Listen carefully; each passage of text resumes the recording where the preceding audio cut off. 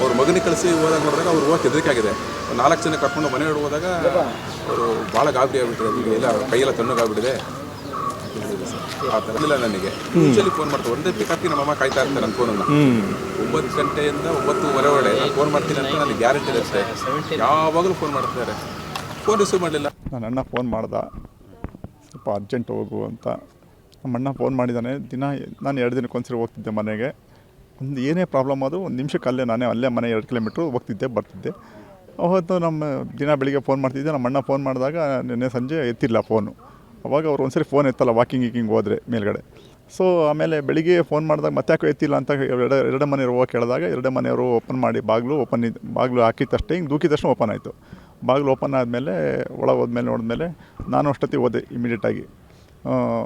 ಹೋಗಿ ಎಲ್ಲ ನೋಡಿದ್ಮೇಲೆ ಬಾಡಿ ಎಲ್ಲ ಕೋಲ್ಡ್ ಆಗಿತ್ತು. ನಾನು ಹಾಸ್ಪಿಟ್ಲಿಗೆ ಕರೋಣ ಅಂತ ನೋಡಿದೆ, ಇಲ್ಲ ಗೊತ್ತಾಯಿತು. ಅಷ್ಟೊತ್ತಿಗೆ ಡಾಕ್ಟ್ರು ಬಂದರು, ನೋಡಿದ್ರು, ಬಾಡಿ ತಂದೆ ತಾಯಿ ಇಬ್ಬರು ತೀರ್ಕೊಂಡಿದ್ದಾರೆ ಅಂತಂದರು.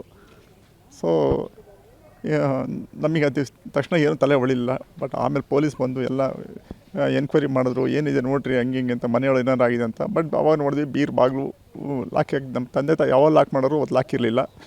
ನಮ್ಮ ತಾಯಿ ಮಾಂಗಲ್ಯ ಚೈನ್ ಇಲ್ಲ, ಒಂದು 5-6 ಬಳೆ ಹಾಕ್ತಿದ್ರು, ಯಾವಾಗಲೂ 6 ಬಳೆ ಹಾಕೋರು ಅದೂ ಇಲ್ಲ. ನಮ್ಮ ಅಪ್ಪನ ಚೈನ್ ಇಲ್ಲ.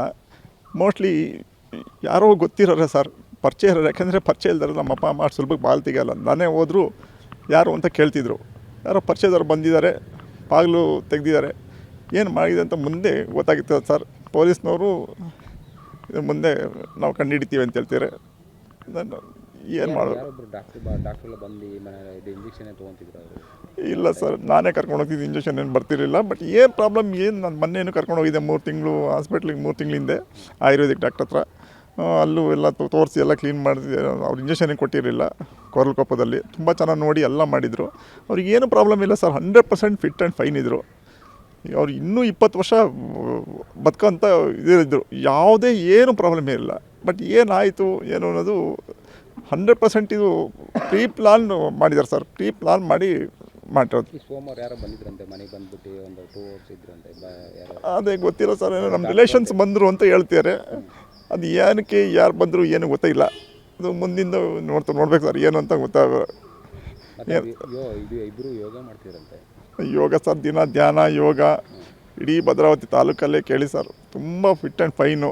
ಅವರು ಏನು ಪ್ರಾಬ್ಲಮೇ ಇಲ್ಲ ಸರ್. ಅವರಿಗೆ ಪ್ರಾಬ್ಲಮ್ ಅವರೇ ಅಡುಗೆ ಮಾಡ್ಕೊಂಡು, ನಮಗೆ ಅಡುಗೆ ಮಾಡಿಕೊಂಡು, ಮೊನ್ನೆ ಶುಕ್ರವಾರ ಕರೆದು ಎಳ್ಳು ಬೆಲ್ಲ ಕೊಟ್ಟು ನನಗೆ ಈ ಎಲ್ಲ ಚೆನ್ನಾಗಿತ್ತು. ಬಟ್ ಏನು ಅಂತ ಈಗ ಅರ್ಥಾಗ್ತಿಲ್ಲ.